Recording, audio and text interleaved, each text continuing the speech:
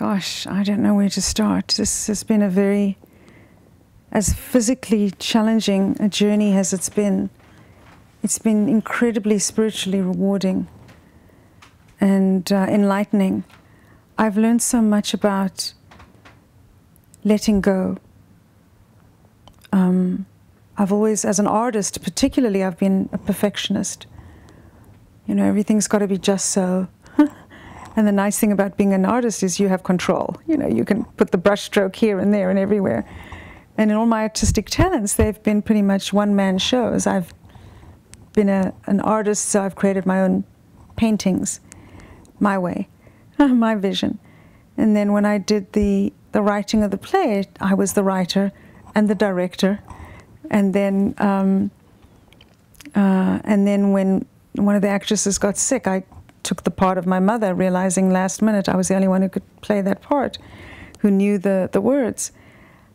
And that's when I realized I had to perform it myself, and that, you know, she was inhabiting me. I sort of got my mother in me, and there came out my dramatic talents that she'd actually always fostered in me, putting me on the stage with her as a Yiddish actress. She was putting on performances in Sea Point, Cape Town, where I grew up, and I was always the little star. So she was preparing me.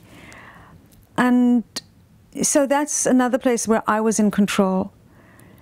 And then the one-woman show, I was in control. I did have the wonderful direction of Joanne Green Breuer, who, do you know her? Yes, from Cambridge, Massachusetts. And the wonderful story is she said to me first, I told her what I was writing about, and she said, I won't do anything about Holocaust. There's no way you can attempt to portray the Holocaust in any kind of other art form, you know, a theater form or try to facsimile, you know, try to copy it or present it.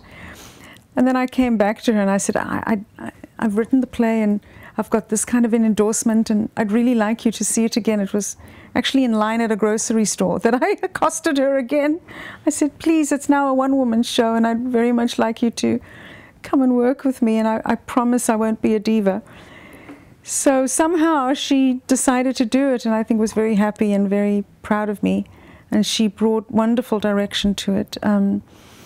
The art of simplicity she told me about, and, you know, less is more, and don't say it, act it. Lots of things that I learned from doing that. Even in the process of doing the play, I learned in assuming the role of my mother, because obviously I could never be her, I got to understand the relationship that she had with her brother, because I never knew my uncle. He was murdered by the Nazis one day before liberation, as she told me.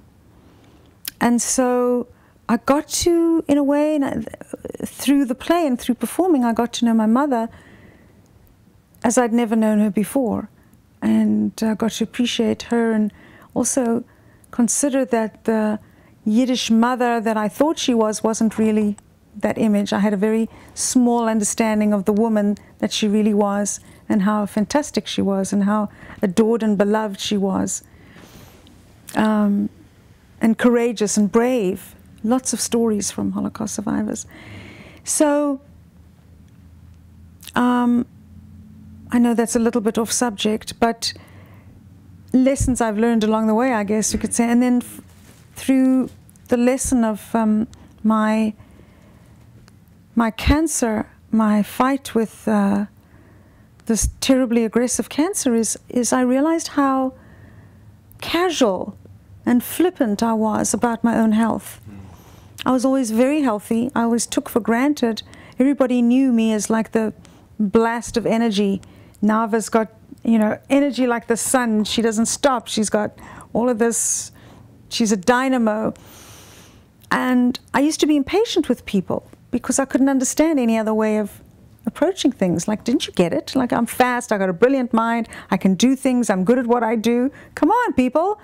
And I didn't allow, I wasn't compassionate for limitations, for people's limitations.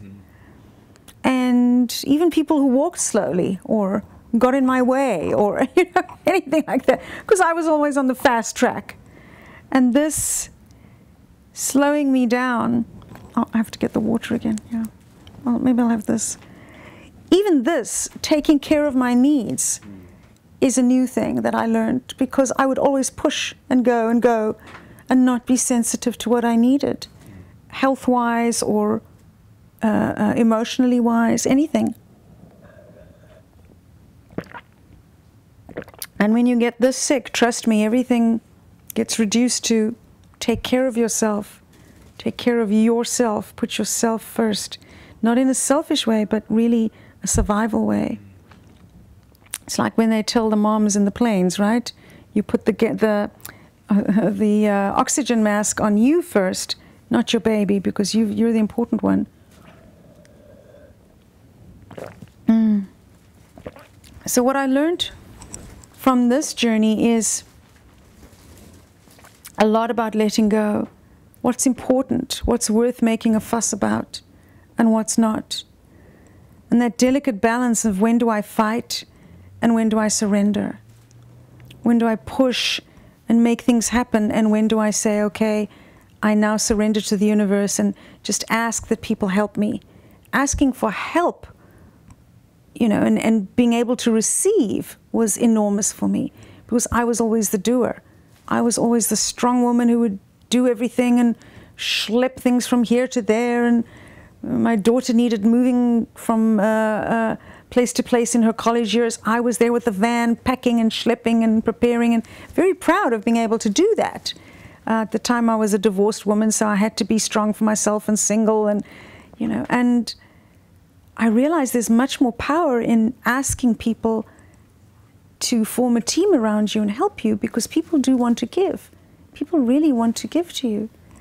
And so that was a lesson for me. And this last few months, people have been so incredibly generous and loving and supportive and wanting to give me, just wanting to give. And I've had to learn how to say yes and accept and receive and be gracious and happy about it. And so that's really what I've learned about how to receive and be gracious and to let go